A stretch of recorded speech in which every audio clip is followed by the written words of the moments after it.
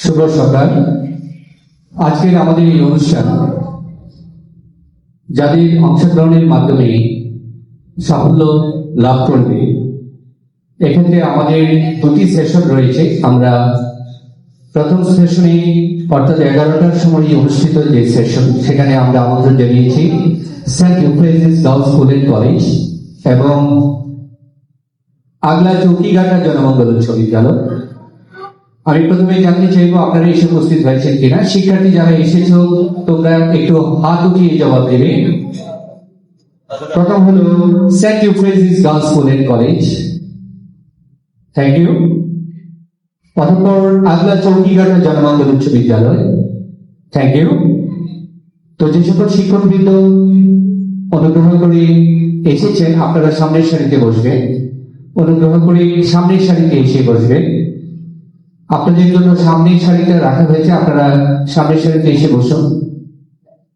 তো আমরা একটু সময় দিচ্ছি আমাদের বিচারক মন্ডলী এবং আমাদের আজকের এই অনুষ্ঠানের মাননীয় সভাপতি, ওনারা এসেছেন, তো ওনারা আসবেন এখনই।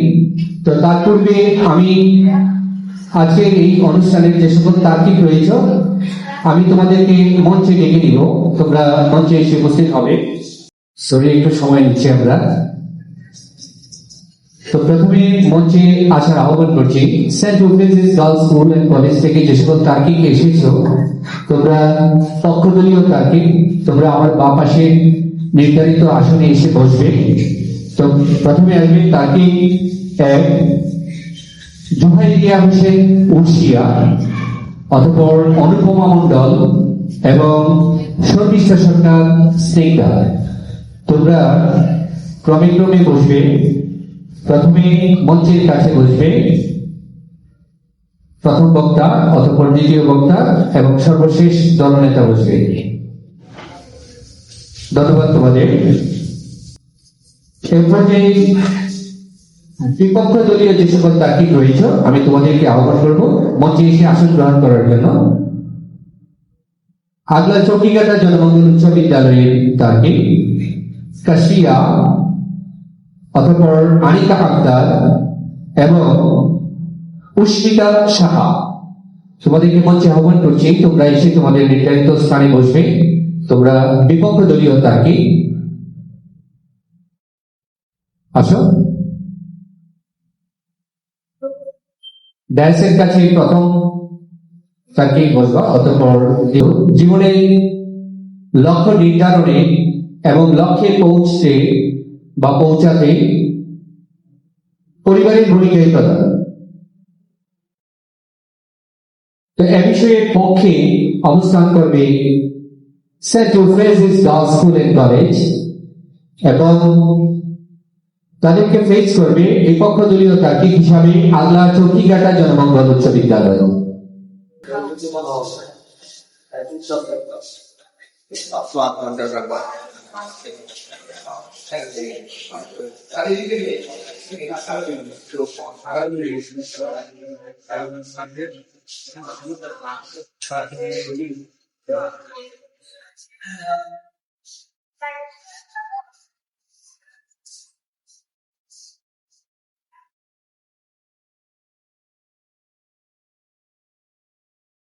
ধন্যবাদ।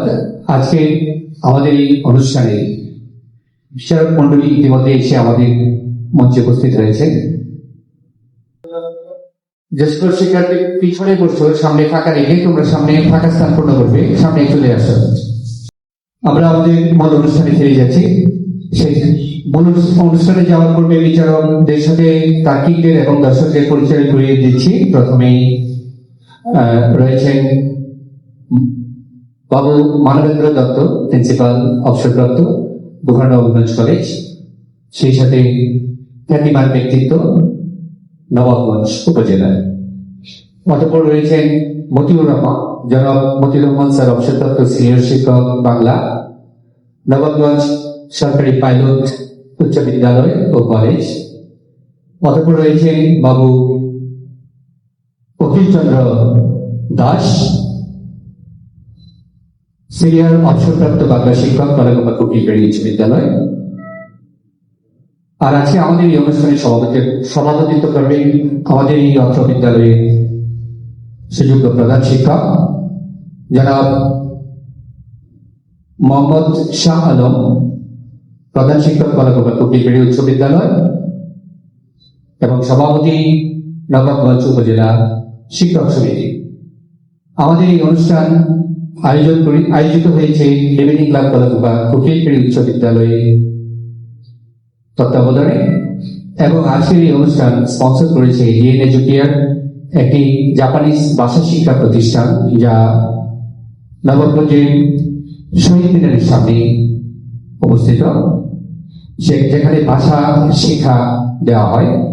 বিশেষ করে যারা জাপানে যেতে চায়, জাপানিদের ভাষা শিক্ষা প্রতিষ্ঠান, যে সকল বাংলাদেশি যুবক জাপানে আত্মকর্মসংস্থানের সুযোগ লাভ করতে চায়, তারা জাপানি ভাষা শেখার জন্য এই ডিএন এডুকেয়ারে ভর্তি হতে পারে। তো এ পর্যায়ে আমরা কিছু নিয়ম কানুন জানিয়ে দিচ্ছি। এক্ষেত্রে যে সকল তার্কিক এবং বিচারক মন্ডলী রয়েছে, আপনাদের যথার্থে নিয়ম কানুন করে জানিয়ে দিচ্ছি। প্রত্যেক তার্কিক বক্তব্য উপস্থাপনের জন্য সময় পাবে 5 মিনিট। 5 মিনিটের মধ্যে বক্তব্য শেষ করতে হবে। চতুর্থ মিনিট অতিবাহিত হওয়ার পর একটি সতর্ক ঘন্টা বাজবে এবং 5 মিনিট অতিবাহিত হলে ফাইনাল বেল বাজবে, চূড়ান্ত ঘন্টা শুনতে পাবে। অতঃপর দলনেতা সে 5 মিনিট বক্তব্য উপস্থাপনের পর আরো 2 মিনিট যুক্তি খণ্ডনের জন্য সময় পাবে। যুক্তি খণ্ডনের সময় 2 মিনিট। প্রথম মিনিট অতিবাহিত হওয়ার পর একটি সতর্ক ঘন্টা বাজবে এবং দ্বিতীয় মিনিট অতিক্রান্ত হওয়ার পর চূড়ান্ত ঘন্টা বাজবে। স্যার সামনে চলে আসবে, সামনের সারিতে এসে বসবেন স্যার।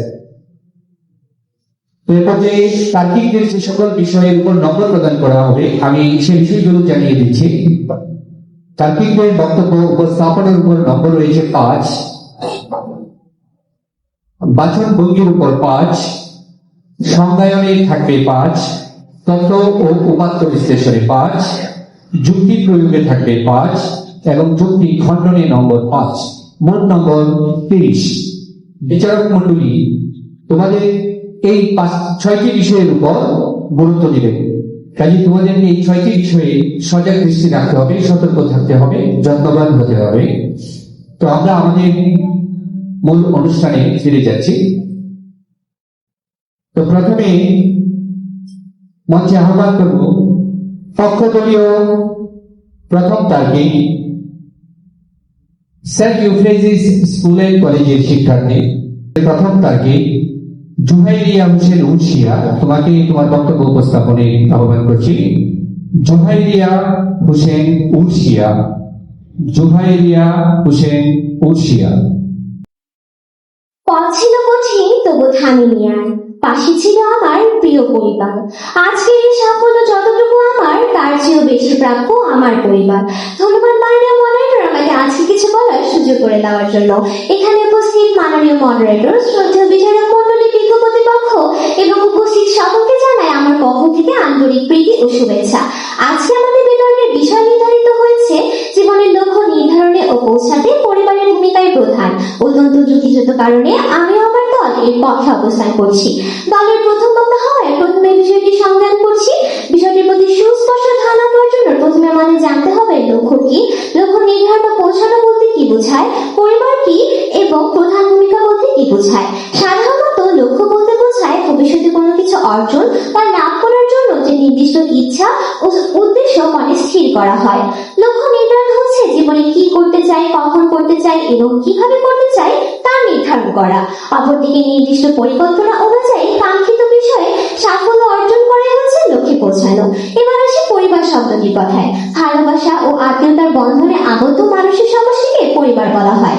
আর প্রধান ভূমিকা বলতে কোনো কাজ বা ক্ষেত্রে সবচেয়ে গুরুত্বপূর্ণ দায়িত্ব বা অবদানকে বোঝায়। আর একটি মানুষের জীবনে লক্ষ্য নির্ধারণে পৌঁছাতে পরিবার অবশ্যই প্রধান ভূমিকা পালন করে। মাননীয় মডারেটর, আজ আমি কোনো যুক্তি দিয়ে শুরু করতে চাই না, শুরু করতে চাই এখানে উপস্থিত সম্মানীয় সকলের কাছে আমার একটি ছোট্ট প্রশ্ন দিয়ে। আপনার জীবনে সবচেয়ে বড় স্বপ্নটা যেদিন পূরণ হবে, সেদিন সবার আগে কাদের মুখটা আপনার চোখের সামনে ভেসে উঠবে? একটু ভাবুন, যে মানুষগুলো আপনাকে হাঁটতে শিখিয়েছে, পড়ে গেলে তুলে নিয়েছে আর ব্যর্থ হলে আবার চেষ্টা করো তুমি পারবে, সে আর কেউ নয় আপনার পরিবার। আমরা বলি এটা আমার সাফল্য, কিন্তু সত্যি কি এটি শুধু আমাদের প্রতিটি স্বপ্নের পিছনে থাকে পরিবারের ত্যাগ, সাহস ও নিঃশব্দ প্রার্থনা।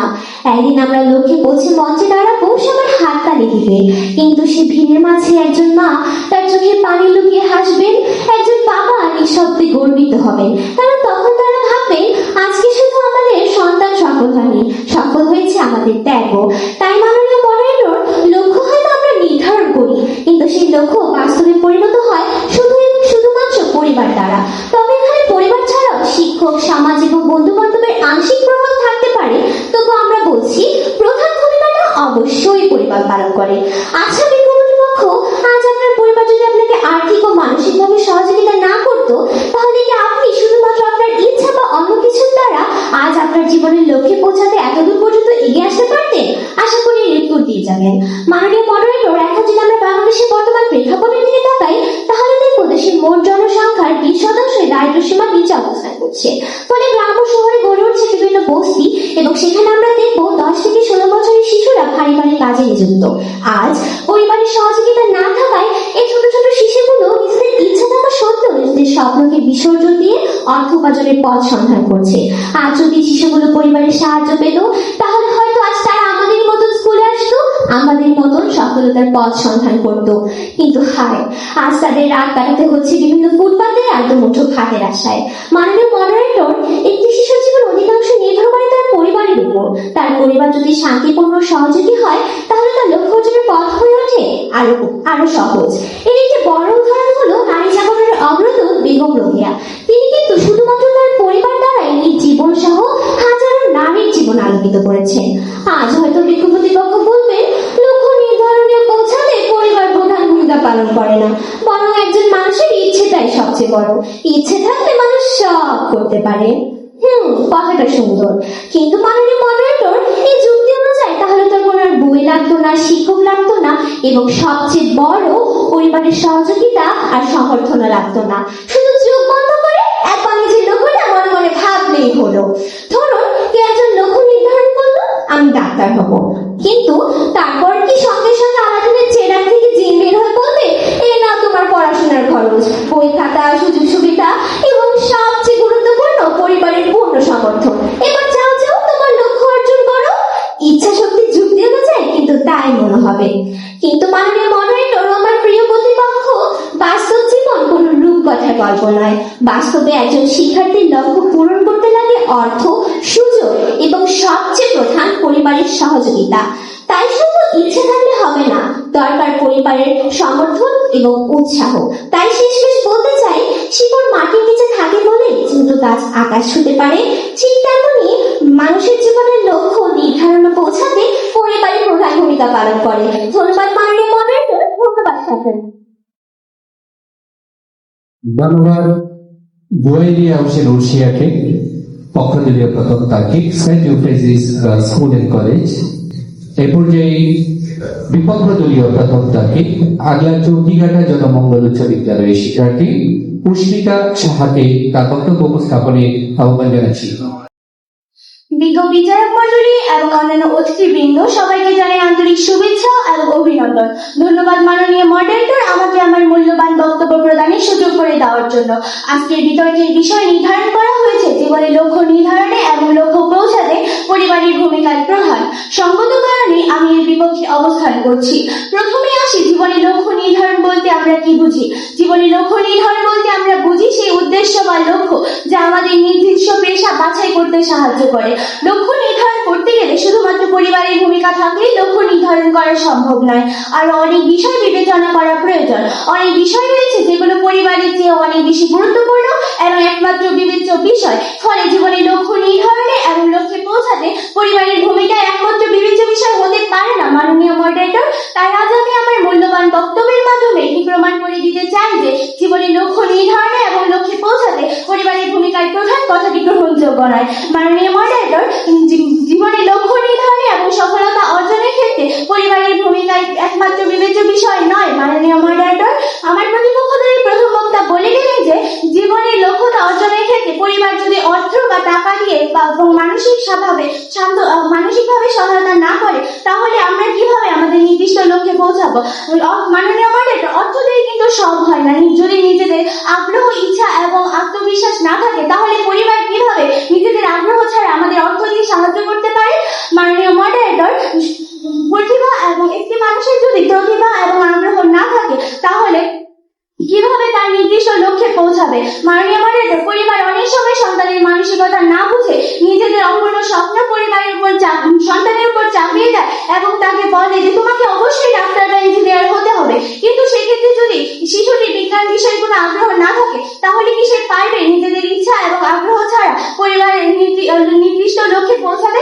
কখনোই পারবে না। মাননীয় মডারেটর, আমি আমার প্রতিপক্ষ দলের কাছে প্রশ্ন রাখতে চাই যে বাবা মায়ের অবদমিত ইচ্ছা সন্তানের ঘাড়ে চাপিয়ে দেওয়া কি সন্তানকে এগিয়ে নাও, নাকি তাকে তার লক্ষ্যে পৌঁছানোতে ধ্বংস করা? মাননীয় মডারেটর, লক্ষ্য পূরণের পথ কখনোই মসৃণ নয়। এই পথে যে বাধা আসে তা পূরণ করতে হয় ব্যক্তিকে নিজের যোগ্যতায়, পরিবারের ডানার নিচে বসে নয়। মাননীয় মডারেটর, আমি আমার প্রতিপক্ষ দলের কাছে বলতে চাই যে আপনারা আজকে এখানে এসেছেন, আপনাদের নিজেদের ইচ্ছা, আগ্রহ এবং উৎসাহ যদি না থাকতো, আপনাদের পরিবার যদি আপনাকে চাপিয়ে দিয়ে বলতো যে তোমাকে অবশ্যই আজকে এই প্রতিযোগিতায় অংশগ্রহণ করতে হবে এবং তোমাকে প্রথম স্থান অর্জন করতে হবে, আপনাদের নিজেদের ইচ্ছা, আগ্রহ এবং উৎসাহ যদি না থাকতো, আপনারা কি পারতেন এই প্রতিযোগিতায় অংশগ্রহণ করতে? কখনোই পারতেন না। মাননীয় মডারেটর, পরিবার শুধু সন্তানকে প্রাথমিক শিক্ষা দেয়, কিন্তু সেই পথে হেঁটে নির্দিষ্ট লক্ষ্যে পৌঁছানোর কাজটুকু সন্তানেরই করতে হয়। মাননীয় মডারেটর, পরিবার সবসময় সন্তানকে আগলে রাখতে চায়, কিন্তু অতিরিক্ত পারিবারিক নির্ভরতা সন্তানকে পরনির্ভর করে তোলে। নিজের সিদ্ধান্ত নিতে নেওয়া এবং ভুল থেকে ঘুরে দাঁড়ানোর মাধ্যমেই মানুষ সঠিক লক্ষ্যে পৌঁছায়। মাননীয় মডারেটর, ব্যক্তি যদি নিজের প্রতিভা এবং ইচ্ছা দ্বারা লক্ষ্য ঠিক না করতে পারে তাহলে কি সে পারবে পরিবারে চাপিয়ে দেওয়ার লক্ষ্যে সে পৌঁছাতে? কখনোই পারবে না। মাননীয় মডারেটর, পরিবার সাধারণত সন্তানকে চেনা এবং নিরাপদ পেশা যেমন ডাক্তার, ইঞ্জিনিয়ার, সরকারি চাকরি পছন্দ করে, কিন্তু আধুনিক যুগের সাথে তাল মিলিয়ে নতুন লক্ষ্যে পৌঁছাতে হলে তাকে অবশ্যই পারিবারিক রক্ষণশীলতা ভেঙে নিজের লক্ষ্যে পৌঁছানোর জন্য কষ্টকর ঝুঁকি নিতেই হবে। মাননীয় মডারেটর, পৃথিবীর ইতিহাস ঘাটলে দেখা যায় বিভিন্ন সফলতম ব্যক্তিরা প্রায় নিজেদের লক্ষ্য পরিবারের বিরুদ্ধে নির্ধারণ করেছে। মাইকেল মধুসূদন দত্ত থেকে শুরু করে স্টিভ জবস বা বিল গেটস, এরা কেউই পারিবারিক গতির মধ্যে থেকে নিজেদের লক্ষ্য নির্ধারণ করেনি। পারিবারিক ছক ভেঙে এসেছিলেন বলেই আজ তারা সফল। মাননীয় মডারেটর, পরিশেষে আমি বলতে চাই যে জীবনের লক্ষ্য নির্ধারণে এবং লক্ষ্যে পৌঁছাতে পরিবারের ভূমিকার প্রধান নয়, ব্যক্তি নিজের প্রধান। ধন্যবাদ মাননীয় মডারেটর, ধন্যবাদ সবাইকে। ধন্যবাদ বিপক্ষ দলীয় বক্তাকে পুষ্পিতা সাহাকে। অতঃপর বক্তব্য নিয়ে আসবে Saint Joseph girls school and college থেকে আসা তার্কিক, দ্বিতীয় তার্কিক অনুপমা মণ্ডল, পক্ষ দলীয় তার্কিক অনুপমা মণ্ডল। লক্ষ্যটা আমার, কিন্তু লক্ষ্য পূরণের সাহস দিল কে? পথটা আমার, কিন্তু সেই পথ চিনিয়ে দিল কে? লড়াইটা আমার, কিন্তু হেরে গিয়েও ফিরতে দিল না কে? বলুন তো প্রতিপক্ষ, সেই অদৃশ্য শক্তির নাম কি? পরিবার। মাননীয় মডারেটর, সম্মানিত বিচারক মন্ডলী, শিক্ষকবৃন্দ এবং উপস্থিত শ্রোতা মন্ডলী, সকলকে আমার আন্তরিক শুভেচ্ছা। আমি আজকে বিতর্কের বিষয় জীবনের লক্ষ্য নির্ধারণে ও পৌঁছাতে পরিবারের ভূমিকায় প্রধানের পক্ষে দ্বিতীয় বক্তা হিসেবে দাঁড়িয়েছি, কিন্তু অত্যন্ত দুঃখের সাথে লক্ষ্য করলাম আমার বিরোধী দলের বক্তারা বাস্তবতার এই অমলিন সত্যকে অস্বীকার করার একটি ব্যর্থ চেষ্টা চালিয়ে যাচ্ছে। মাননীয় মডারেটর, বিরোধী দলের সেই টুনকো যুক্তির জাল ছিন্ন করতেই পক্ষ দলের দ্বিতীয় বক্তা হিসেবে আমার আজকে এই মঞ্চে দাঁড়ানো। মাননীয় মডারেটর, আমার দলের পূর্ববর্তী বক্তা ইতিমধ্যে অত্যন্ত সুন্দরভাবে প্রমাণ করে গেছেন একজন মানুষের জীবনের লক্ষ্য নির্ধারণে ও সেই লক্ষ্যে পৌঁছাতে পরিবারের ভূমিকা কতটা গুরুত্বপূর্ণ। আমি তার বক্তব্যকে আরো শক্তিশালী করে বলতে চাই। একজন মানুষ পৃথিবীতে আসার পর প্রথম যে প্রতিষ্ঠান থেকে শিক্ষা পায় সেটি হলো পরিবার, আর জীবনের প্রথম শিক্ষকও হলেন পরিবার। একটি শিশু যখন জানি না সে কি হতে চায়, তখন পরিবার তাকে চিনতে শেখায় তার আগ্রহ কোথায়, প্রতিভা কোথায়, দুর্বলতা কোথায়। বাবা মা সন্তানের স্বভাব ও সক্ষমতাকে সবচেয়ে কাছ থেকে দেখে। তাই একজন সন্তানের ভবিষ্যৎ লক্ষ্য নির্ধারণে এবং সেই লক্ষ্যে পৌঁছাতে পরিবারের দিক নির্দেশনা অত্যন্ত গুরুত্বপূর্ণ। মাননীয় মডারেটর, দিক নির্দেশনা ছাড়া পথ চলা যায়, কিন্তু সঠিক গন্তব্যে পৌঁছানো যায় না, আর জীবনের সেই প্রথম দিক নির্দেশনার নাম পরিবার। মাননীয় মডারেটর, একজন সন্তান যখন বলে আমি বড় হয়ে ডাক্তার হব, তখন পরিবার তার স্বপ্নকে বাস্তব করার জন্য শিক্ষা, শৃঙ্খলা ও পরিশ্রমের অভ্যাস শুরু করে। যখন সে পরীক্ষায় ব্যর্থ হয় তখন পরিবার বলে আবার চেষ্টা করো। যখন সবাই তাকে নিরুৎসাহিত করে তখন পরিবার বলে তুমি পারবে। এই তুমি পারবে শব্দ দুটি কখনো কখনো একজন মানুষের জীবন বদলে দিতে পারে। আর শুধু লক্ষ্য অর্জন নয়, সঠিক লক্ষ্য নির্বাচনেও পরিবারের ভূমিকা অপরিসীম। কারণ পরিবার সন্তানের মেধা, স্বভাব, আগ্রহ, দুর্বলতা সবচেয়ে কাছ থেকে দেখে। তাই সঠিক পরিবার সন্তানের উপর নিজের ইচ্ছা চাপিয়ে না দিয়ে তার যোগ্যতা অনুযায়ী লক্ষ্য বেছে নিতে সাহায্য করে। আমার বিপক্ষ দলের প্রথম বক্তা বলে গেল যে কিছু কিছু মহান ব্যক্তিত্বের কথা যারা নাকি পরিবারের সাপোর্ট ছাড়াই জীবন উন্নতি করেছেন। মাননীয় মডারেটর, ব্যতিক্রম দিয়ে সাধারণ নিয়ম প্রমাণ করা যায় না। কেউ প্রতিকূলতা পেরিয়ে সফল হয়েছে মানে পরিবারের ভূমিকা অপ্রয়োজনীয় এই কথা বলা যায় না। বরং অনেক ক্ষেত্রে প্রতিকূল পরিবারের মধ্যেও কোনো একজন অভিভাবক, আত্মীয় বা শুভাকাঙ্ক্ষী সে উৎসাহই সফলতার ভিত্তি তৈরি করে। মাননীয় মডারেটর, আমি প্রথমত একটি প্রশ্ন রাখতে চাই। যে শিশুর স্বপ্ন দেখার সাহস তৈরি হয় পরিবারের কাছ থেকে, যে শিশুর চরিত্র গড়ে ওঠে পরিবারের কাছ থেকে, যে শিশুর প্রথম শিক্ষা ও মূল্যবোধ আসে পরিবারের কাছ থেকে, তার জীবনের লক্ষ্য নির্ধারণ এবং সেই লক্ষ্য পৌঁছানোর ক্ষেত্রে পরিবারকে কি করে গণ্য করা যায়? মাননীয় মডারেটর, প্রতিপক্ষ দলের প্রথম বক্তা বলে গেল নিজের আগ্রহ এবং ইচ্ছা শক্তির কথা। আমি বলবো অবশ্যই নিজের আগ্রহ ইচ্ছা শক্তি গুরুত্বপূর্ণ, কিন্তু সেই ইচ্ছাকে সঠিক পথে পরিচালিত করে কি? উত্তর আসে পরিবার। একজন কৃষক তার ডাক্তার হতে চায়, তার ইঞ্জিনিয়ার, পড়শু, ইউটিউবার, কিন্তু পরিবার তাকে বোঝায় স্বপ্ন দেখো, তবে সেই স্বপ্ন পূরণের জন্য পরিকল্পনা, পরিশ্রম ও ধৈর্য দরকার। মাননীয় মডারেটর, লক্ষ্য নির্ধারণ করা যতটা গুরুত্বপূর্ণ তার চেয়ে হাজার কোটি সেই লক্ষ্যে পৌঁছায়। পথের মধ্যে ব্যর্থতা আসবে, সংগ্রাম আসবে, আত্মবিশ্বাস কমে যাবে, তখন একজন মানুষের পাশে দাঁড়ানোর মতো পরিবারের সাপোর্ট খুবই কম আছে। মাননীয় মডারেটর, বিপক্ষ দলের যুক্তি খুবই সুন্দর, শুধু সমস্যা হলো বাস্তব জীবনের সাথে এর কোনো সম্পর্ক নেই। প্রতিপক্ষ যুক্তিটা এতটাই দুর্বল যে একটু পারিবারিক সাপোর্ট পেলে যুক্তিটা আরো শক্তিশালী হয়ে উঠবে। সমস্যা হলো গল্পের শুরুটাই যে পরিবার লিখে দিয়েছে। মান্না সভাপতি এগুলো যত উঁচুতে বুঝ না কেন, তার ক্ষমতা কিন্তু সুতো ধরে রাখা হাতের উপর। সুতো ছিঁড়ে দিলে ঘুরে আকাশে নয় বরং নর্দমায় দিব। গন্তব্যে পৌঁছায় না, তা অহংকারের অতলে তলিয়ে যায়। মাননীয় মডারেটর, পরিবার হলো একমাত্র প্রতিষ্ঠান যেখানে চাকরির বেতন তাদের চাপ 24 ঘন্টা। পরিবারের কাছে 5 মিনিট মানে 5 মিনিট নয়, এখনই বসে বসো। পরিবারের সাপোর্ট এতটাই শক্তিশালী যে ফোন হাতে দিলে দূর থেকে মায়ের কণ্ঠ ভেসে আসে, পড়া শেষ হয়েছে, তা জিপিএস এর গতিকেও হার মানায়। মাননীয় মডারেটর, শিক্ষক পদে মানচিত্র দেখাতে পারেন, বন্ধু পর্যায়ে সাহস দিতে পারেন, সমাজ সুযোগ তৈরি করে দিতে পারেন, কিন্তু সেই পথে প্রথম হাঁটতে শেখায় পরিবার। তাই অন্যদের ভূমিকা অস্বীকার করছি না, কিন্তু প্রধান ভূমিকা তার এই প্রশ্নের উত্তর খুঁজতে হলে আমাদের ফিরে যেতে হবে সেই জায়গায় যেখানে একজন মানুষের স্বপ্নের আসল বীজ করতে হয়। মাননীয় মডারেটর, ইতিহাসের দিকে তাকালে আমরা উদাহরণ দিতে পাই। খুব সফল মানুষের পেছনে পরিবারের ত্যাগ অনুপ্রেরণা ছিল গুরুত্বপূর্ণ। বিজ্ঞানী, সাহিত্যিক কিংবা ক্রীড়াবিদ অনেকের পথ চলা শুরু হয়েছিল পরিবারের উৎসাহ থেকে। উদাহরণস্বরূপ থমাস আলভা এডিসনের শিক্ষা অধিকারের সম্ভাবনা দেখতে পাননি, তার মা সেখানে ভবিষ্যৎ দেখেছিলেন। মাননীয় মডারেটর, এডিসনের মা যদি আজ তাকে উৎসাহ দিতেন তাহলে হয়তো আমার বিপক্ষ দলের বন্ধুরা আলো মুক্তও দেখতে পেতেন না। তারা যে আলোয় বসে রাত্রিকে পড়াশোনা করে লক্ষ্য অর্জনের স্বপ্ন দেখে সেই আলোটুকু পেতেন না, তখন তারা পেত শুধু অন্ধকার, আর সেই অন্ধকারে বসে বসে লক্ষ্য অর্জনের এই মিডলাইফ রচনা লিখত। হয় তাহলে একজন মানুষ সকল সীমাবদ্ধতার অতিক্রম করে জীবনের লক্ষ্যে পৌঁছতে পারে। মাননীয় মডারেটর, শহরের রাতে সমুদ্রের তীরে দীঘানো জাহাজের জন্য যেমন লাইট হাউস বা আলোক প্রতিটা আছে, ঠিক তেমনি পরিবারের জীবনের উন্মুক্ত সমুদ্রে আমাদের লক্ষ্য স্থির রাখা, লক্ষ্যে পৌঁছানোর আলোক প্রতিটা হল উৎপন্নতা। আমরা যতই আধুনিক হই না কেন, মূল অস্বীকার করে যেমন বিক্ষোভ আছে না, পরিবারকে অস্বীকার করলেও কোনো লক্ষ্যের পূর্ণতা পায় না। ধন্যবাদ মাননীয় মডারেটর, ধন্যবাদ।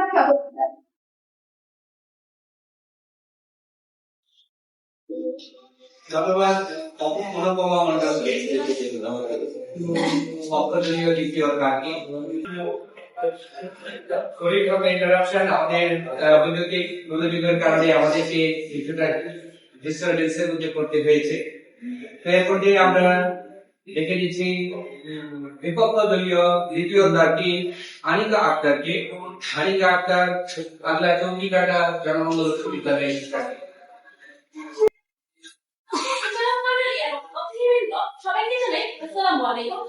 এই তথ্যটা সুযোগ করে দেওয়ার জন্য আজকে বিষয় হচ্ছে জীবনের লক্ষ্য নির্ধারণে এবং সেই লক্ষ্য পৌঁছতে পরিবারের ভূমিকায় প্রকাশ। আমি প্রথমে তীব্র বিরোধিতা করছি, তখন হয়তো আগের দিন মধ্যে মা বাবার সবকিছু বাস্তবতা হলো 2026 সালে বাংলাদেশ এখন আর পরিবার নিয়ে শুধু লক্ষ্য ঠিক হয় না, লক্ষ্যে পৌঁছানো যায় না। একটা শিশুর জন্মের পর 18 বছর তার পরিবারের সাথে 60 বছরের জীবনে বাকি 42 বছর সময় তাকে লক্ষ্য হয় পরিবারের বাইরের দিকে। তাহলে এখানে থাকার ভূমিকাটা কার? মানে এই মডেলের আমি চাকরিতে প্রমাণ করবো যে পরিবার প্রধান নাম এবং সহায়ক।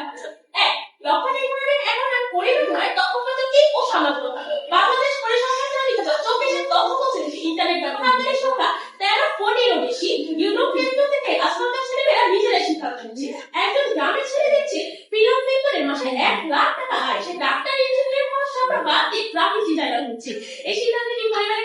আছে মাননীয় মডারেটর। উদাহরণ, আমাদের দেশে হাজার হাজার ফ্রিল্যান্সার তাদের আশীর্বাদ স্কিম পরিবারের ইচ্ছা বিরুদ্ধে গিয়ে এই পেশা বেছে নিয়েছে। কারণ পরিবার সরকারি চাকরি ছাড়া কোনো কিছু বোঝে না। তাহলে লক্ষ্য কি হলো? সমাজে আর ইন্টারনেট। দুই, লক্ষ্য সেরা শিক্ষা প্রতিষ্ঠান ও অর্থনীতির ভূমিকায় আসল। অর্থনীতি শব্দটি শুধু টাকা এই জীবনে কোনো সঠিক লক্ষ্যে পৌঁছানো যায় না। টাকা তো সম্পদ, পথ চলতে সাহায্য করে কিন্তু গন্তব্যে পৌঁছে দিতে পারে না। একজন নেতার ছাত্রের পেছনে সরকার করে 1 লাখ টাকা দেয় পাবলিক বিশ্ববিদ্যালয়। দ্বিতীয় স্যার নেতৃত্বে সিলেবাস পরীক্ষা নিয়ম সব রাজনীতি করে online centre online platform tennis কোর্সই করে না লক্ষ্য বছর ভোট পেতে পরিবার নিয়ে অভ্যাসে থাকে না শিক্ষক শিক্ষায় পড়াশোনা অনেক হয়তো এসে বলবে পরিবার মোবাইল কিনে দিয়েছে কিন্তু ক্লাসে গিয়ে দিয়েছে শিক্ষক ইন্টারনেট কিনে দিয়েছে টেলিকম খবর পরিবার শুধু রুম কিনে দিয়েছে লক্ষ্য বছরের কোনো রাস্তাই বানায়নি। তিন, বাংলাদেশের বাধ্যতা অনেক পরিবারই বোঝা হয়ে যাচ্ছে। এটা হলেও সত্য যে আমাদের দেশে এখনো অনেক পরিবার মেয়েদের বলে যে বেশি করে লাভ দিয়ে বিয়ে দেয়। অনেক বাবা ছেলেকে বলে আমার কমে আছে পড়া লাগবে কিন্তু নারী ও মেয়ের ক্ষেত্রে এখানে তেইশ হচ্ছে 18 বছরের ছেলে 51% ঘটনা হয়েছিল সরাসরি পরিবারের সিদ্ধান্ত নিয়েছে। এখানে পরিবার লক্ষ্য নষ্ট করছে বলছে না। আমরা অনেক পরিবার সবচেয়ে জোরকে ডাক্তার ইঞ্জিনিয়ার বানাতে চায় অথচ তাদের সহজ শিখতে হবে ডিপ্রেশন আত্মহত্যা। বাংলাদেশে প্রতি বছর 10,000-এর বেশি আত্মহত্যা একটি বড় কারণ হলো পারিবারিক চাপ। মাননীয় মডারেটর পরিবার লক্ষ্য নষ্ট করে সে কিভাবে প্রদান করে আমি ঘোষণা আসছি না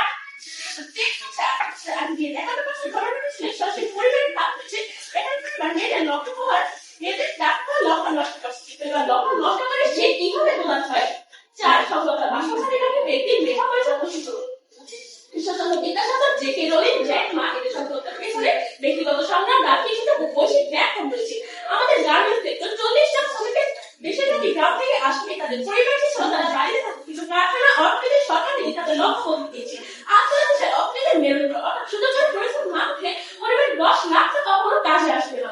তাহলে কাগজ বিধবা না সাধারণ কিংবা আত্মীয় অন্ধকারের তো তার বা প্রকল্পের উৎসাহের পেছনে রয়েছে দারিদ্র ও সামাজিক প্রতিকূলতার বিরুদ্ধে এক যুদ্ধ করবে। পারিবারিক বাধা অতিক্রম করে বিশ্বমঞ্চে নিজেদের অবস্থান করতে পেরেছে আমাদের নারী পুরুষরা। এখন একটু বলেন পরিবারের লোক না বিরোধীদের হয়তো মনে হয় পরিবার মানসিক সাপোর্ট দেয় কিন্তু সাপোর্ট দেওয়া আর কোনো ভূমিকা পালন করা এক পারিবারিক গাছ তাই কি পানি গাছ না মাটি পানি বায়ু গ্যাস সব হচ্ছে। মাননীয় মডারেটর পরিষ্কার বলতে চাই 2041 স্মার্ট বাংলাদেশ করতে হলে আমাদেরকে মানতে হবে পরিবার হলো ফাউন্ডেশন কিন্তু বিল্ডিং করে ইট সিমেন্ট সরকার সহজ শুধু ফাউন্ডেশন থেকে আর দ্বিতীয় বিল্ডিং তৈরি করা সম্ভব নয়। তাই আমি নিয়ম করে বলছি যে লক্ষ্য নির্ধারণ এবং সেই লক্ষ্যে পৌঁছতে পরিবারের ভূমিকা গুরুত্ব দেওয়া কিন্তু বলছে না তোমাদের ব্যক্তি সমাজ রাষ্ট্র শিক্ষা প্রতিষ্ঠান যারা আমি বিবাহের মধ্যে প্রশ্ন করছি যে একটা মানুষের গড়ের সত্য কথা এর মধ্যে তাদের পরিবারের বাকি বাকি সে অফিস ইউনিফর্ম করে আন্তর্জাতিক কিন্তু শিক্ষা প্রতিষ্ঠান সবাই পরিবারের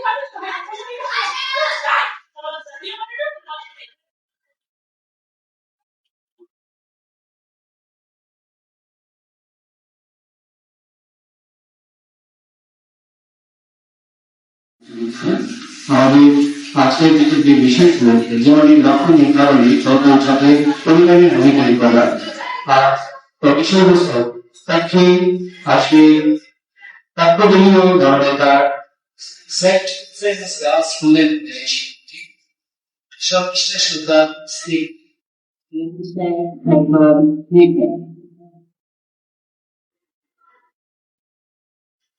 মাননীয় মডারেটরকে অসংখ্য ধন্যবাদ এই বিতর্কের মাঝে আমাকে বক্তব্য সুযোগ প্রদানের জন্য। বিতর্ক চলছে আর আজকে বিতর্ক বিষয় নির্ধারিত হয়েছে জীবনের লক্ষ্য নির্ধারণে ও লক্ষ্যে পৌঁছাতে পরিবারের ভূমিকায় প্রধান। অত্যন্ত যুক্তিযুক্ত কারণে আমি মহাদল এর পক্ষে অবস্থান করছি।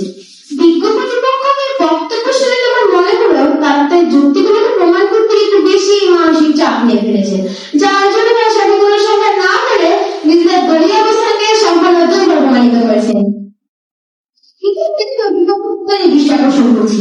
আচ্ছা আমি যদি কিছু মেনেও নিই যে আমি আপনাদেরই দলের একজন সদস্য এবং লক্ষ্য নির্ধারণ ও পৌঁছানোর জন্য আপনারা যে বিষয়গুলো উত্থাপন করছেন সেইগুলোকে প্রধান বলে বিবেচনা করছি কিন্তু তখনও তো আমি যখন ভাবছি যে আমি আপনাদের আসলে বসে আছি তখন আমার বিভিন্ন দায়িত্বের মনে প্রশ্ন জানবেই তো যে জীবন যুদ্ধ দ্বারা মিলে যাবে এবং পাশেই থাকে পরিবার নাকি আপনাদের সেই সমাজ উত্তরটা হয়তো আপনাদের কাছ থেকে পেয়ে যাবো। আর মাননীয় মডারেটর আমরা জানি প্রত্যেকটি বিতর্ক সুনির্দিষ্ট সমাধানের পথ ধরে দেয় এবং সুনির্দিষ্ট সমাধানের পথ থেকে এগিয়ে যাওয়ার জন্যই আজকে আমাদের বিতর্কের মঞ্চে আসা কিন্তু সমস্যাটা তো ঠিক সেখানে তৈরি হয় যেখানে আমার বিজ্ঞপ্তির পক্ষ জানা তারপরে বিষয়টিকে প্রমাণকে ব্যাখ্যা চেষ্টা চালাচ্ছেন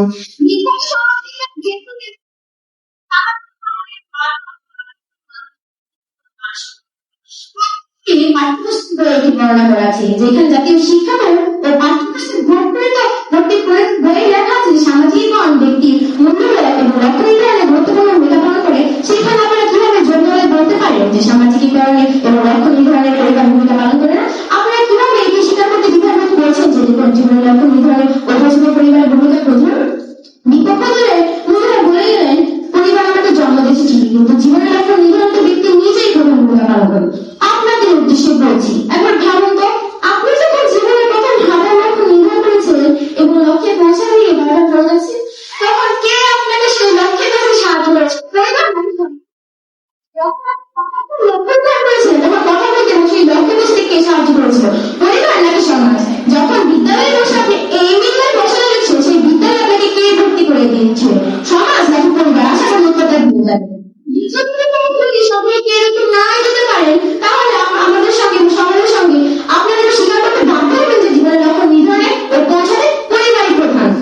মানবে মডারেটর, আমি যখন আমার জীবনের লক্ষ্য নির্ধারণ করতে চাই, তখন আমার চোখের সামনে ভেসে ওঠে আমার মায়ের অব্যক্ত প্রত্যাশা, আমার ভাই বোনের সাথে হাসি মুখে চাওয়া, আমাদের ডাক্তার হবি, আমাদের ইঞ্জিনিয়ার হবি, আমাদের ব্যারিস্টার হবি, ইত্যাদি ইত্যাদি। তো একমাত্র পরিবারের উৎস এবং স্বপ্ন একজন মানুষের জীবনে ভিত্তি তৈরি করে। ওই যে কথা আছে না, ভবনের ভিত্তি যদি মজবুত না হয় ভবনটি ভেঙে যায়, তেমন একটি পরিবার ভিত্তি না হলে তবে সেই মানুষের জীবন কিন্তু কখনোই সুন্দর হয় না। উদাহরণ হিসেবে আমরা বলতে পারি 1914 সালে কিশোরগঞ্জে জন্ম নিল বাংলাদেশের শিক্ষাচার্য জয়নাল দেওয়ার কথা। তিনি লক্ষ্য নির্ধারণ করেছিলেন সে চিত্রশিল্পী হবে, কিন্তু তার লক্ষ্যটিও যে মরে যেতে গিয়েছিল সে খবরও কিন্তু আমরা জানি। যখন তার মা দেখতে পেলেন তার সরকার লক্ষ্য থেকে দূরে সরে যাচ্ছে, তখন কিন্তু তার মা নিজের গলার হার বিক্রি করে দিয়েছেন, যেন তার সপ্তাহ হার যখন তিনি শিল্পাচার্য পরিণত হইলেন, তখন সমাবেশে বললেন, বা আমাদের এলাকার ছেলে তো আজ কত বড় পর্যায়ে চলে এসেছে। বিপক্ষ দলের প্রথম বক্তা বলে গেলেন, জীবনে যখন হোঁচট খায় শিক্ষার্থী, তখন পরিবারও তাকে কষ্ট দিতে বাধ্য করে। কিন্তু মাননীয় মডারেটর এবং বিজ্ঞ বিচারক মন্ডলী, কথা আছে না, শাসন করার আলীর সাথে সাহায্য করে যে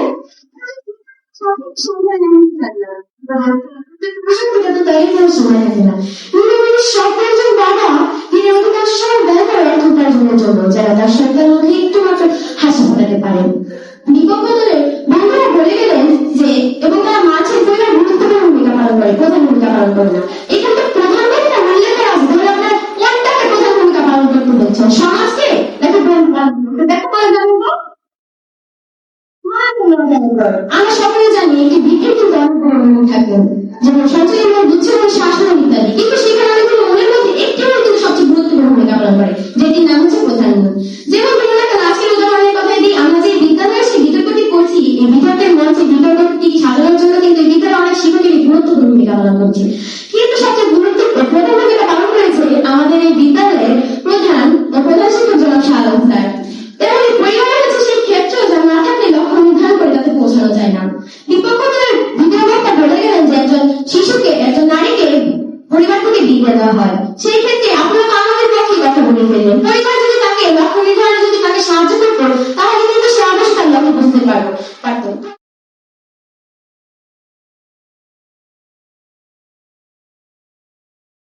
মানতে চান না, তাদের পিতা মাতার বৃদ্ধাশ্রয় অথবা নিজ বাসায় ঘুরে বসে থাকে, যেমনকি আমরা দেখেছি গত 31শে মে 1 নম্বর বুঝেছিলেন। পরিশেষে একটা কথাই বলছে তাদের জন্য, কিন্তু তারা আমাদের সাথে তামিল আছে না, যে সবে বঙ্গেতে জন্মই মিশে ভগবানী, সেই সব কাহার জন্য নিম্নয়না জানি। ধন্যবাদ মাননীয় মডারেটর, ধন্যবাদ।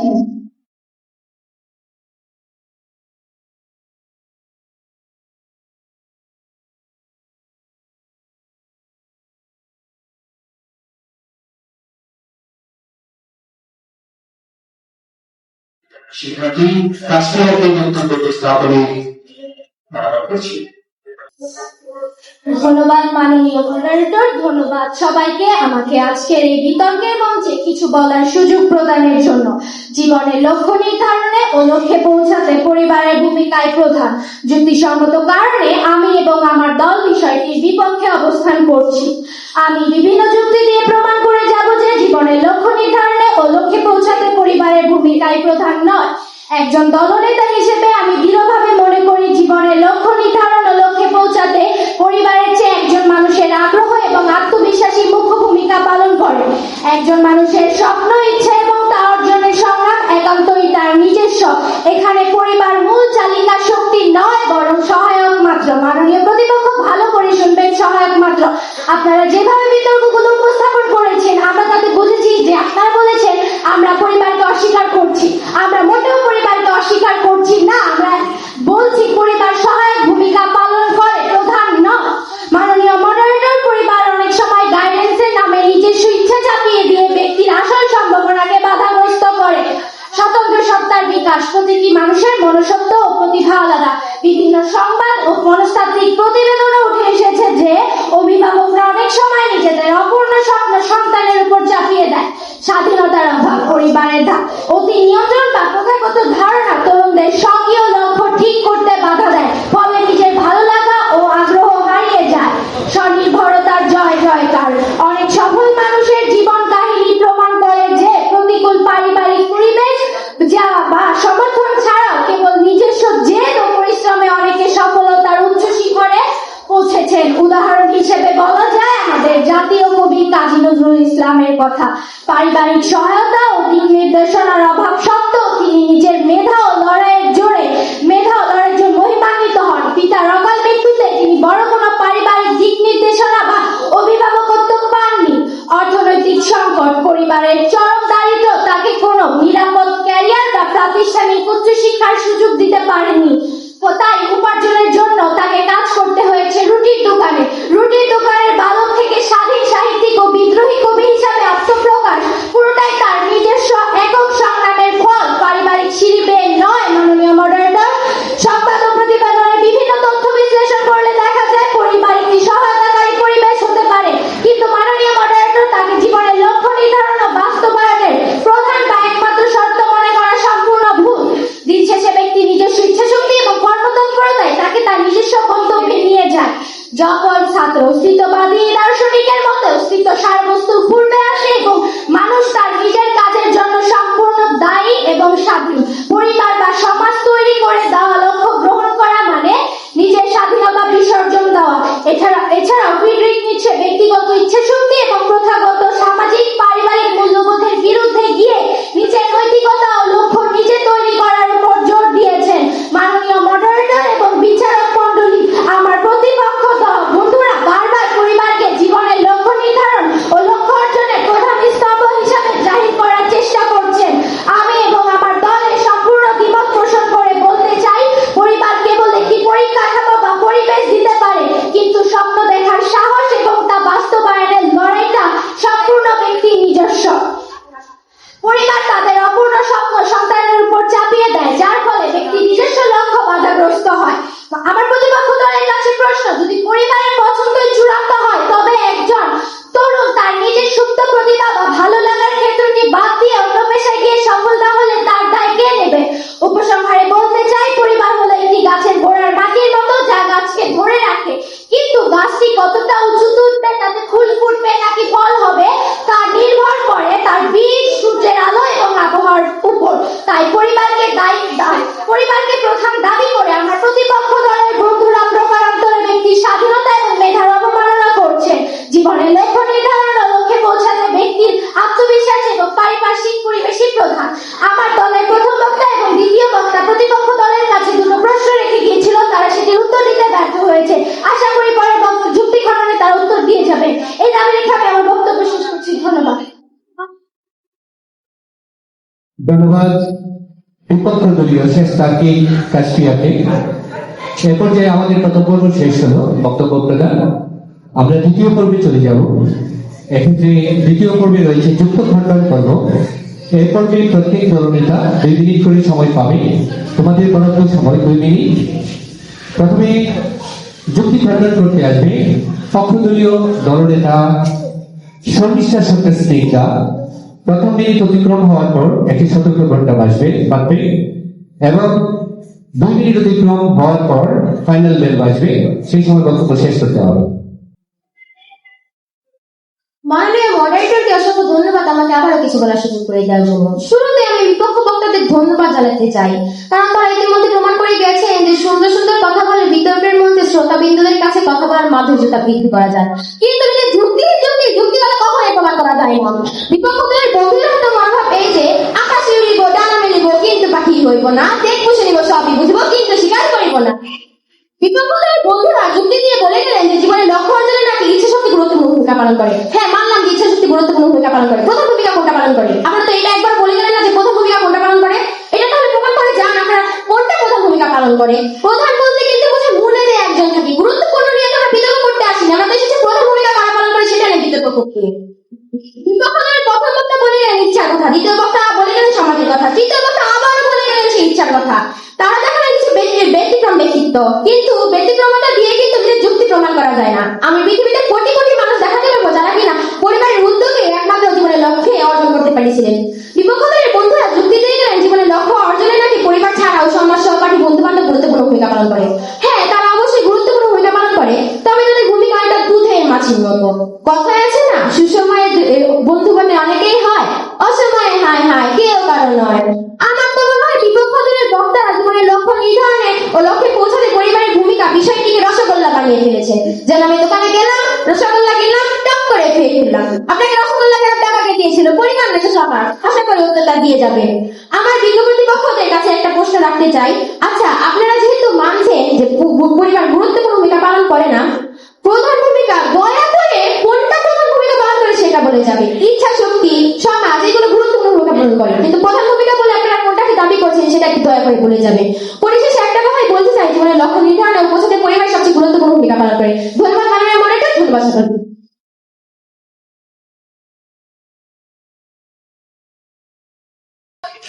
ধন্যবাদ শর্মিষ্ঠা সরকার স্নেহিতা, দলনেতা পক্ষযুক্ত।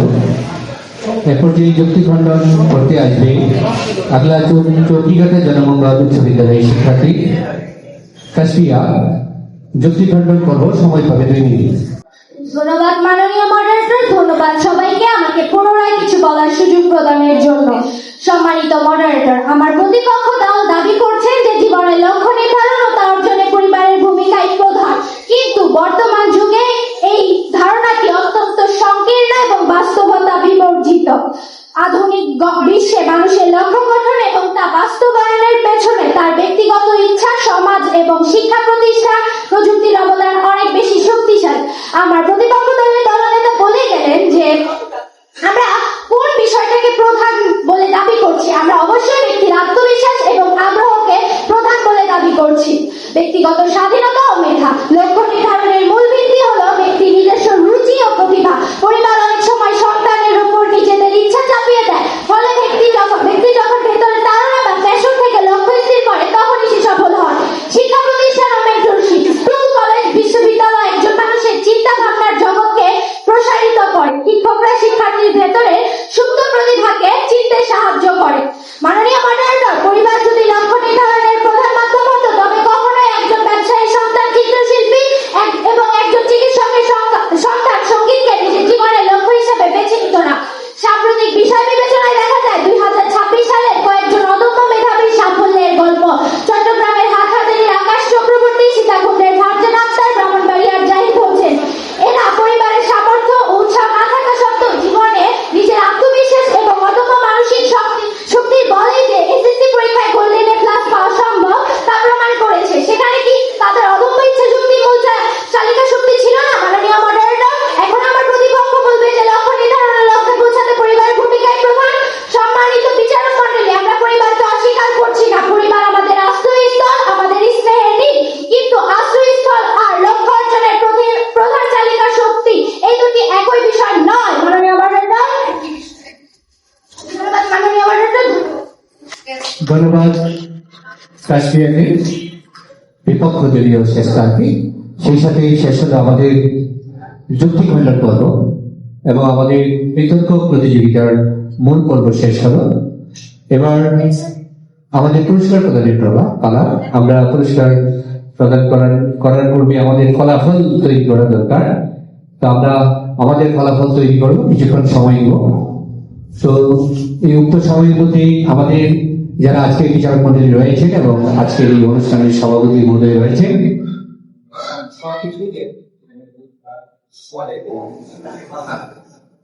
তো আমরা স্যারদের কিছু মূল্যবান কথা শুনবো। আজকের এই অনুষ্ঠান কেমন উপভোগ করবে, তার্কিকদের উপস্থাপনা কেমন ছিল বা তার্কিকদের প্রতি তার স্যারদের কি পরামর্শ রয়েছে আমরা সেগুলো শুনবো স্যারদের মুখ থেকে। প্রথমে মাইক্রোফোন তুলে দিচ্ছি আমাদের আজকে বিচারক মন্ডলীর মধ্যে উপস্থিত আছেন বাবু মানবেন্দ্র দত্ত, অধ্যক্ষ অক্ষর দত্ত অধ্যক্ষ ইএম কলেজ। স্যারের কাছ থেকে আমরা মূল্যবান পরামর্শ শুনবো। এবং শ্রোতৃ মন্ডলী সবাইকে শুভেচ্ছা জানাচ্ছি।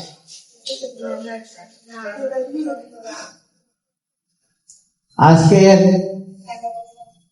বিষয়ের উপরে পক্ষে এবং বিপক্ষে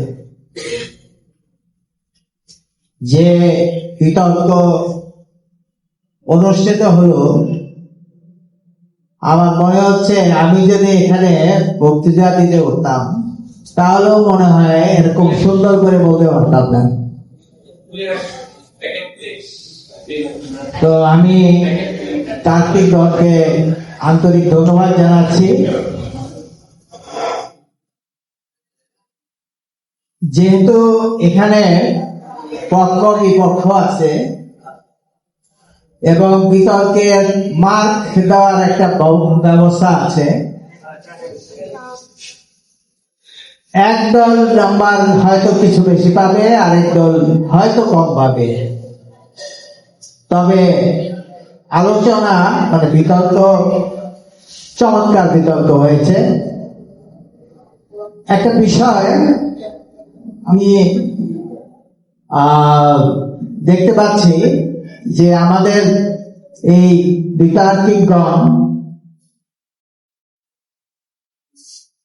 দেখে দেখে পড়ার প্রবণতা রয়েছে, যেটি আসলে তর্ককে বিতর্ক অনুষ্ঠানকে ডিগ্রেড করে দেয়, মানটাকে নিচে নামিয়ে দেয়। সেক্ষেত্রে পক্ষ বিপক্ষ দুজনেই কিন্তু একই দোষে ত্রুটিপূর্ণ। স্পেশালি বিপক্ষ দল তারা সরাসরি দেখে লেগে পড়েছে অনেকেই। তো আমার মনে হয় বিষয়গুলো এরকম না যে উপস্থাপন করা হবে, উপস্থাপনের একটা স্টাইল আছে, তারপরে যে বিষয়টা আছে সে বিষয়ে সংজ্ঞায়িত করা। তো সংজ্ঞায়িত করার মধ্যে কিছু নিজস্ব দৃষ্টিভঙ্গি থাকতে পারে, কিন্তু সংজ্ঞায়িত করার প্রবণতা এখানে কম দেখেছি, যেটি আমার দৃষ্টি পড়েছে। তা আরেকটি বিষয় হচ্ছে সাবজেক্টকে ইলাবোরেট করতে হবে। এবং যেখানে উদাহরণ দেওয়া হয়েছে, বিপক্ষ দলের একজন মাইকেল মধুসূদন দত্তের উদাহরণ দিয়েছে। তো মাইকেল মধুসূদন দত্তের যে জীবন, সেটি একটি ভিন্ন প্রকৃতির জীবন। তিনি অনেকটা ছন্ন ছাড়া। কাজী নজরুল ইসলামের উদাহরণ দেওয়া হয়েছে, তিনি প্রতিভাবান। আমরা প্রতিভাবান মানুষগুলি সমাজে খুব বেশি থাকে না। আজ পর্যন্ত নজরুল, দ্বিতীয় নজরুল কি বাংলাদেশে হয়েছে? বাংলাদেশে, ভারতে কোথাও হয় নাই। দ্বিতীয় রবীন্দ্রনাথ হয় নাই। অথচ রবীন্দ্রনাথকে তার পরিবার লন্ডনে পাঠিয়েছিল শিক্ষা লাভ করার জন্য। তিনি ওখানে পড়ালেখা না করে এই বাড়িতে চলে আসছেন, ফিরতে আসছেন, করছেন। তিনি পার্লামেন্টে গেছেন, তিনি বিভিন্ন কবি সাহিত্যিকদের সাথে পরামর্শ করছেন, আলোচনা করছেন, তথ্য বিনোদন করছেন, বিজ্ঞানী আইনস্টাইনের সঙ্গে কথা বলছেন, এসব উনি করেছেন। কিন্তু একাডেমিক কোয়ালিফিকেশন যেটা, সেটা উনি ডক্টরেট করতে পারেন নাই, না করে ফেরত আসছেন। কাজী নজরুল ইসলাম, উনি ওনার বাবা মারা গেছে, মা মারা গেছে, উনি একজন এতিম। তো এতিম হওয়ার পরেও উনি প্রতিভাবান যেহেতু, সেহেতু উনি ওনার মতো করে কবিতা লিখেছেন। উনি যদি ওনার ভালো গাইডেন্স থাকতো, অর্থাৎ পরিবার ভালো থাকতো, তাহলে উনি, আমার বিশ্বাস যে উনি আরো অনেক বড় মাপের কবি হতে পারতেন, অথবা জীবনের আরো অনেক উচ্চ পর্যায়ে চলে যেতে পারতেন। যাই হোক, আমরা টমাস আলভা এডিসনের কথা জানি, যে স্কুল থেকে তাড়িয়ে দিয়েছিল, একটা চিঠি লিখে তার মাকে, যে আপনার ছেলে এত স্টুপিড, এত বোকা, পুলিশ যে এরে আমরা পড়াইতে পারবো না। অথচ মা বলছে যে তোমাকে টিচার লিখছে যে তুমি এত প্রতিভাবান যে ওই স্কুলে তোমাকে পড়ানোর মতো কোনো টিচার নাই। বুঝতে পারছো যে পরিবার যে তাকে, একটা লোককে, একটা মানুষকে গঠন করার ক্ষেত্রে যে উৎসাহ দিতে পারে, এইমিং লাইফ গঠনে যে সহযোগিতা করতে পারে, সেটি কিন্তু তার চরিত্রের মধ্যে ফুটে উঠেছে। উনি পরবর্তী জীবনে 129টা আবিষ্কার করেছেন এক ইয়াতে, টমাস আলভা এডিসন। যাই হোক, তো বিষয় ভালো লেগেছে, আলোচনাও ভালো লেগেছে, এবং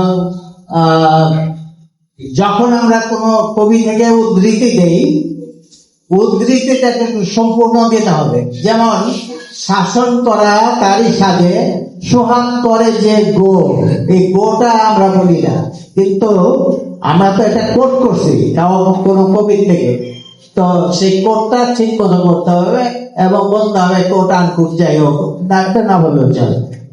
তো আমরা জানি না এখনো যে আমাদের এই তিনজনের দৃষ্টিভঙ্গিতে কোন দল ভালো করেছে। তো তারপরেও আমার দৃষ্টিভঙ্গি যেটি, সেটি আরো পড়াশোনা করতে হবে এবং বিষয়টি সম্পর্কে ভাবতে হবে। এখানে যেটা দেখেছি আমি, সেটা হলো বিষয়ের উপরে অবতারণা কম করা হয়েছে। বিষয় এবং যুক্তি এবং তার যুক্তি খণ্ডন, এই যে বিষয়টা, তর্কের বিতর্কের মেইন বিষয়বস্তুটা হচ্ছে এই তর্ক এবং বিতর্ক। আমরা অনেক সময় নম্বর সব 5, 5, 10, 10 দিয়ে থাকি, কিন্তু আসলে সংজ্ঞার ক্ষেত্রে এরকম 5, 5 আর সবগুলোর মধ্যে খণ্ডন এবং আলোচনা, অবতারণা, এই সমস্ত একই নম্বর দেওয়া আমার মনে হয় কিছুটা ঠিক না। শুধু খণ্ডন করতে হবে। তো যাই হোক, আমি আর কিছু বলবো না। তো আরেকটি বক্তব্য, সেটি হচ্ছে যে যারা তার্কিক, তাদেরকে শব্দগুলো উচ্চারণে ঠিক থাকতে হবে। দ্বিতীয়ত হচ্ছে যে তাদের এই দেখে দেখে পড়ার প্রবণতাটা কমাতে হবে। দেখে দেখে পড়া যাবে না, ওটা রিডিং হয়ে যায়, বক্তব্য হয় না, তর্ক বিতর্ক হয় না। তো ধন্যবাদ তোমাদের সকলকে, ভালো হয়েছে। আমার মনে হয় যে তোমরা তোমাদের জীবনে সাফল্য কামনা করে আমি আমার বক্তব্য এখানেই শেষ করছি।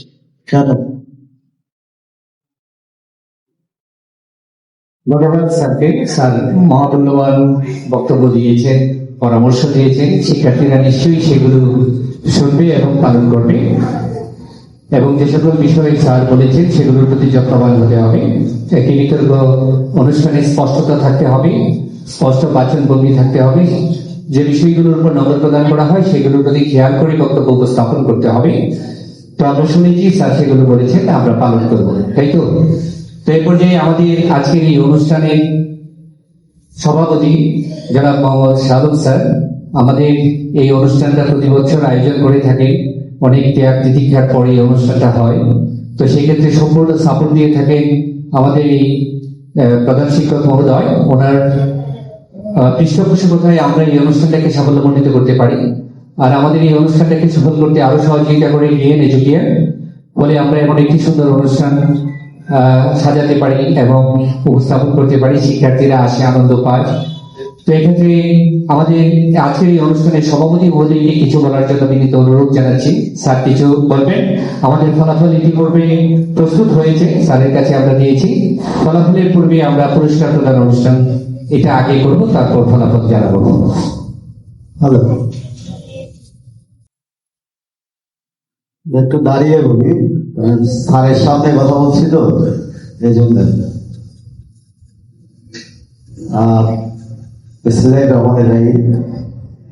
আমাদের বিচারক মন্ডলী হিসেবে যারা উপস্থিত আছেন, আপনারা অনেকেই তাদেরকে চিনেন, কিন্তু আমাদের স্টুডেন্টরা হয়তো স্যারকে খুব একটা দেখেনি। স্যার হচ্ছেন সরকারি দোহারনগঞ্জ কলেজের সাবেক প্রিন্সিপাল, ঢাকা বিশ্ববিদ্যালয়ের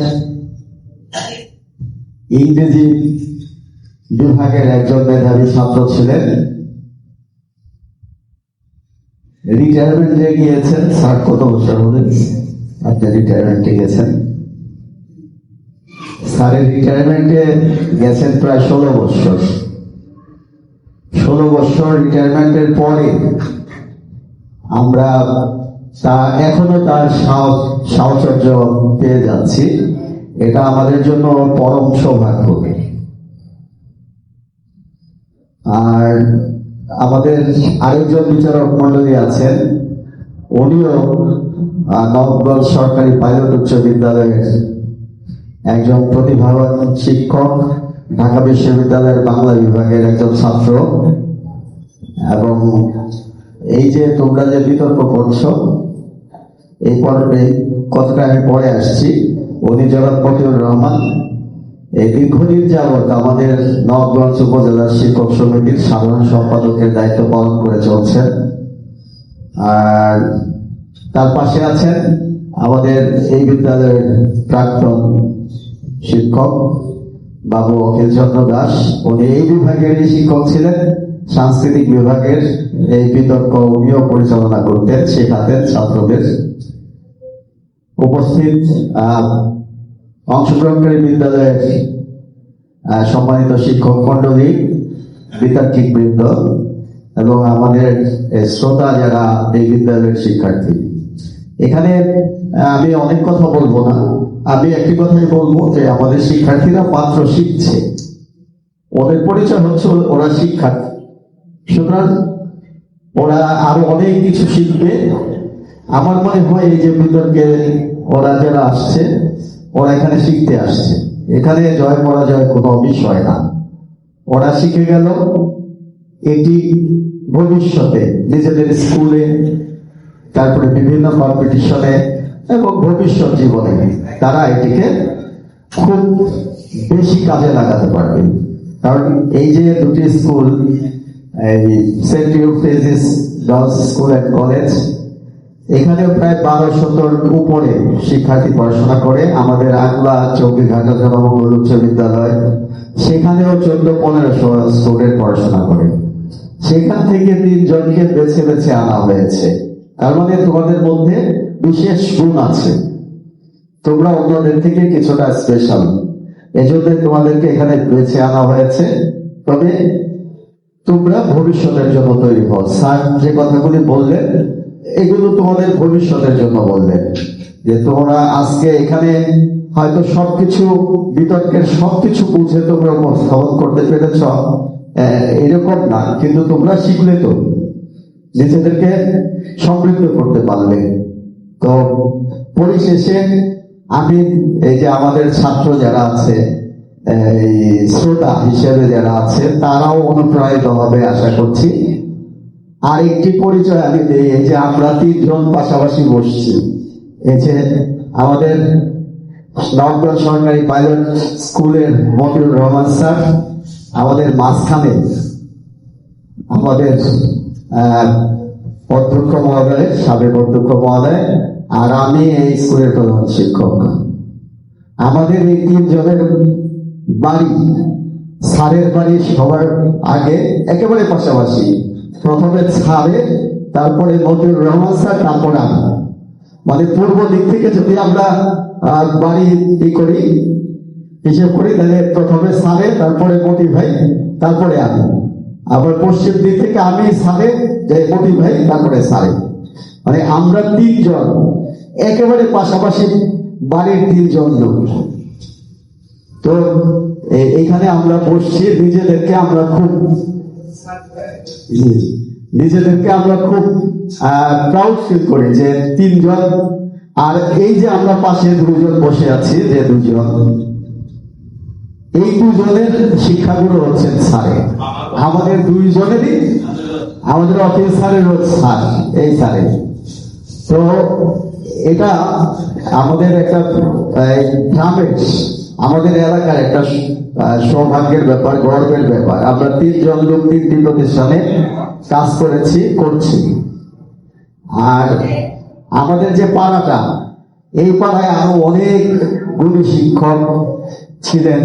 যেমন বান্দরা হরিক্রস স্কুলে চাকরি করতেন পীযুষ স্যার, তার বাবা একেবারে আমাদের বাড়ির পাশাপাশি। মানে আমাদের যে পরিমণ্ডলটা, এটা শিক্ষক আবাস আর কি, চতুর্দিকে। এরপরে এই স্কুলের যিনি প্রধান শিক্ষক ছিলেন সাবেক বাবু সমীর চন্দ্র চক্রবর্তী, তার বাড়িও আমাদের এই 3 জনের বাড়ির একদম নিকটে। আমরা একটা শিক্ষক পরিমণ্ডলী আছি। এই স্যারকে দেখে আমরা অনুপ্রাণিত হয়ে শিক্ষক হয়েছি, হয়তো ওনাকে দেখেছি এত চমৎকার পড়াতেন। আমাদের ডিএন কলেজে ইংরেজি পড়াতেন। ওনার যে বাচক ভঙ্গি, শব্দচয়ন ইংরেজিতে বিশেষ করে, এটি আমার চোখে পড়ে না।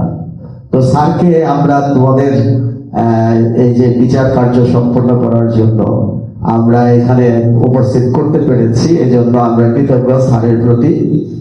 আর যারা তোমরা শিক্ষক হতে চাও না, আমার মনে হয় আমাদের স্টুডেন্টরা শিক্ষক হতে চায় না কেউ। তোমরা কে কে শিক্ষক হতে চাও? হাত তুলে তো দেখি। শিক্ষক হতে চায় একজন মাত্র আমাদের স্টুডেন্ট শিক্ষক হতে চায়। তো এই যে আমরা 3 জন এত উদাহরণ দিলাম, তাহলে তো জাতির ভবিষ্যৎ অন্ধকার হবে। তো যাই হোক, আমরা এই আয়োজনটি প্রতি বছর কন্টিনিউ করে যাচ্ছি আপনাদের সহযোগিতা যারা অংশগ্রহণ করছেন। আমি অত্যন্ত কৃতজ্ঞ এই স্কুলগুলোর প্রতি, যারা এই সহযোগিতাটা আপনারা করছেন। আপনারা যদি উপস্থিত না থাকতেন, না হতেন, অংশগ্রহণ না করতেন, তাহলে আমাদের এই অনুষ্ঠানটা আমরা সুন্দরভাবে চালিয়ে নিয়ে যেতে পারতাম না। তো আমাদের ছাত্র ডিএনএ এর কর্ণধার, আমি বলার সাথে সাথে রাজি হয়ে যায়। ও কালকে এসেছিল, বিতর্কে আসেনি, ও একদম জাপানিজ এসেছিল, জাপানিজ প্রিন্সিপাল। ওকে বলার সাথে সাথে সে বলেছে, স্যার আপনি চালিয়ে যান, আমি প্রতি বছর করবো। ইভেন আমাদের এই ছাত্রটি, প্রাক্তন ছাত্রটি এই স্কুলে গত বছর প্রায় 6 লক্ষ টাকা এই ছাত্রছাত্রীদের বেতন পরিশোধ করেছে। এই বছর প্রায় 11 লক্ষ টাকা বিল এসছে তার এই বেতন পরিশোধের জন্য। সে কালকে বলে গেছে, স্যার আমি এই মাসের মধ্যেই সম্পূর্ণ পরিশোধ করে দেব। এরকম প্রাক্তন ছাত্র থাকলে স্কুলের অনেক কিছুই এগিয়ে নেওয়া যায়। এটা আমাকে আরো উৎসাহিত করে, আর আপনাদের উপস্থিতিটা আমাকে আরো বেশি অনুপ্রাণিত করে। সবাইকে ধন্যবাদ জানাচ্ছি। যারা বিজয়ী হবে তাদেরকে অভিনন্দন, যারা বিজয়ী হতে পারবে না তাদের প্রতিও শুভকামনা থাকবে, যাতে আমরা একটা সুন্দর নবাবগঞ্জ উপহার দিতে পারি। সবাই ভালো থাকবেন। আসসালামু আলাইকুম। ধন্যবাদ। আজকের অনুষ্ঠানের সভাপতি জনাব মোহাম্মদ শাহরুখ স্যারকে, ডিভিডি ক্লাব কলাকোপা কুটিলখালী উচ্চ বিদ্যালয়ের পক্ষ থেকে যে সকল শিক্ষার্থী এবং শিক্ষক অন্যান্য প্রতিষ্ঠান থেকে আজকে এসেছো, আমাদের এই অনুষ্ঠানকে সাফল্যমণ্ডিত করেছ, এবং সেই সাথে আমাদের পাশে এই মঞ্চে উপস্থিত হয়েছেন গুণীজন যারা আজকে এই বিচার কার্য সম্পাদন করেছেন। সবার প্রতি আমাদের ডিভিডি ক্লাব কলাকোপা কুটিলখালী উচ্চ বিদ্যালয়ের পক্ষ থেকে কৃতজ্ঞতা প্রকাশ করছি। আর আপনাদের উত্তরোত্তর সমৃদ্ধ এবং সুখী সুন্দর জীবন কামনা করি। আমাদের এই অনুষ্ঠানকে সফল করতে আপনারা এসেছেন, আমরা সেজন্য সৌভাগ্যবান। আশা করি পরবর্তীতেও আপনারা আমাদের সাপোর্ট দিয়ে যাবেন। তো আমাদের এখন পুরস্কার প্রদানের পালা, আর সেই সাথে নিশ্চয়ই কন্টেস্টেন্ট যারা অধীর আগ্রহ অপেক্ষা করছে তোমাদের ফলাফল জানার জন্য। তো ফলাফল আমরা জানবো আমাদের সভাপতি মহোদয়ের মুখ থেকে। তো তার পূর্বে আমরা আমাদের পুরস্কার প্রদান অনুষ্ঠানটা করে নিই। তো প্রথমে আসবে পক্ষদলীয় যে সকল তার্কিক রয়েছে, তোমরা পুরস্কার নেবে। আসো, সবাই সামনে চলে আসো। প্রথমে আসবে জুহেরিয়া হোসেন উর্শিয়া, অতঃপর আসবে অনুপমা মন্ডল এবং শর্মিষ্ঠা সরকার সেগা। যে সকল পার্টিসিপেন্ট আজকে আমাদের এই অনুষ্ঠানে অংশগ্রহণ করেছ প্রত্যেকেই পুরস্কার পাবে, এবং সেই সাথে আমাদের এই আজকের এই পক্ষদলের যিনি তত্ত্বাবধানে দায়িত্বপ্রাপ্ত হয়ে আসছেন, ওসিল স্যার আছেন, আয়ুব আলী স্যার, আপনি একটু মঞ্চে আসবেন। আপনাকে আহ্বান করবো মঞ্চে পুরস্কার গ্রহণের জন্য। তো আপনার জন্য পুরস্কার রয়েছে, তিলকে নিয়ে আসছেন, পরিশ্রম করেছেন। ধন্যবাদ দলনেতা শর্মিষ্ঠা সরকার সেক্রেটারি। সেই সাথে আজকে আমাদের এই টিমের যে মডারেটর, হ্যাঁ স্যার পুরস্কার পাবেন। আদিবাসী স্যারের জন্য হাততালি। গত বছর স্যার আমাদের সফল দিয়েছেন, এসেছেন, স্যারকে ধন্যবাদ জানাই। ধন্যবাদ। এরপর যে বিপক্ষ দলীয় যে সকল তার্কিক আছো এবং দায়িত্বপ্রাপ্ত শিক্ষিকা আসছেন, লাভলি আক্তার ম্যাম, আপনিও মঞ্চে আসবেন। তোমরা সামনে চলে আসো, পুরস্কার গ্রহণ করবে। সবাই আসো। প্রথমে আসবে পুষ্পিতা সাহা, অতঃপর আনিকা আক্তার এবং কাশিয়া ম্যাম আসবেন। সবাই উৎসাহিত করো। ধন্যবাদ। অতঃপর আনিকা আক্তার, পুরস্কার গ্রহণ করছে আনিকা আক্তার। অতঃপর দলনেতা না, অতঃপর প্রথম বক্তা আছে কে? ও কাশিয়া দলনেতা, দলনেতা পুরস্কার গ্রহণ করছে। ম্যাম আসবেন, লাভলি আক্তার ম্যাম, আগলা চৌকিঘাটা জনমঙ্গল উচ্চ বিদ্যালয়ের শিক্ষিকা। ধন্যবাদ ম্যামকে আজকে আমাদের এই অনুষ্ঠানে আসার জন্য এবং আমাদেরকে সাপোর্ট দেওয়ার জন্য। এ পর্যায়ে যাবেন না, আমরা সবাই ছবি তুলবো একত্রে, আমাদের এই ব্যানারটাকে পিছনে রেখে। হ্যাঁ, জয়ী এবং বিজিত যারা আছো, তোমাদের সবাইকে নিয়ে আমরা একটু ছবি তুলে রাখবো। তো এ পর্যায়ে আজকের ফলাফল ঘোষণা করবেন আমাদের আজকের অনুষ্ঠানের বিচারক মণ্ডলীর প্রধান বাবু মানবেন্দ্র দত্ত। স্যারকে অনুরোধ করছি আজকের এই ফলাফল ঘোষণার জন্য। স্যার।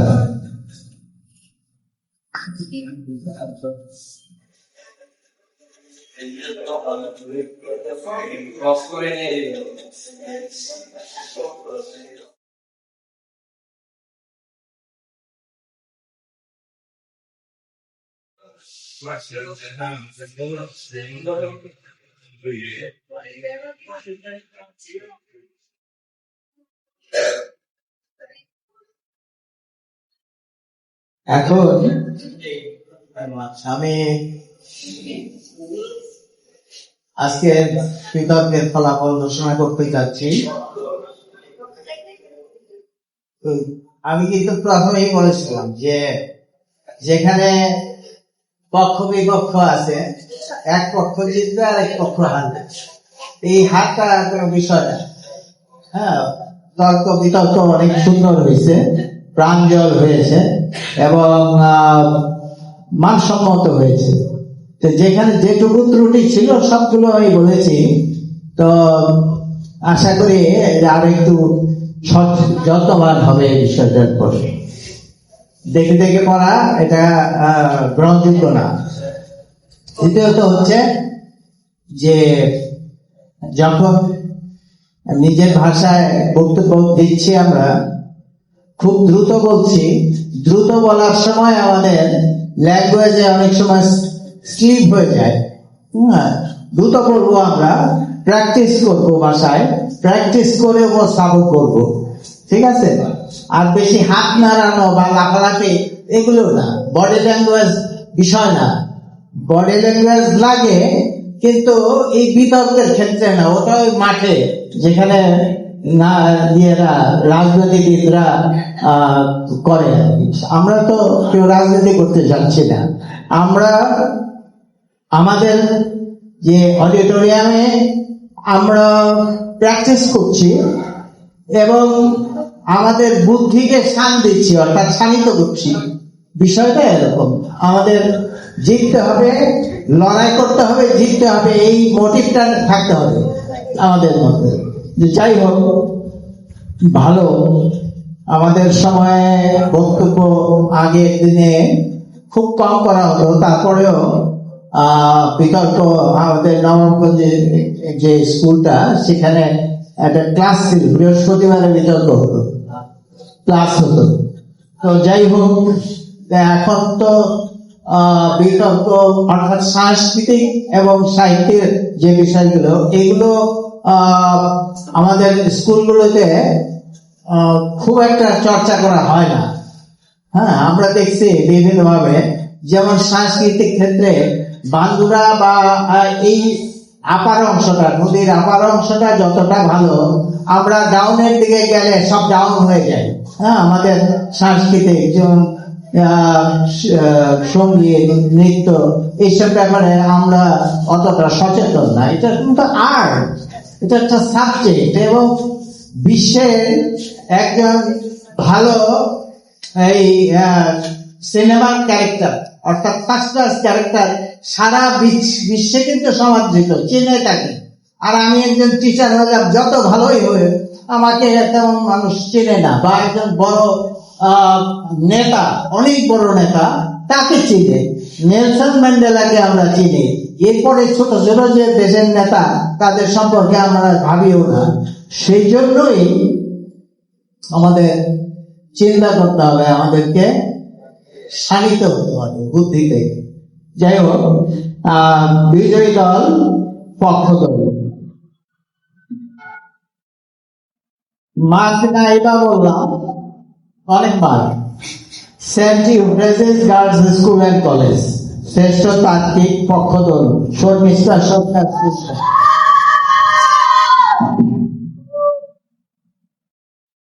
তোমাদের আন্তরিক অভিনন্দন, যারা জিতেছ, যারা ফার্স্ট হতে পারো নাই, সবাইকে স্বাগত জানাচ্ছি এবং তোমাদের কংগ্রেচুলেশন।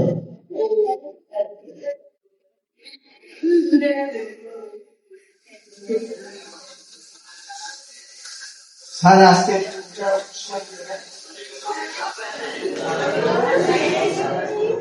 তো আমাদের আজকের বিতর্ক প্রথম পর্বে এখানেই সমাপ্ত হলো। সবাইকে আবারও ধন্যবাদ জানিয়ে আমরা এই পর্বের সমাপ্তি ঘোষণা করছি। দুপুরে আমাদের আরো একটি বিতর্ক প্রতিযোগিতা আছে।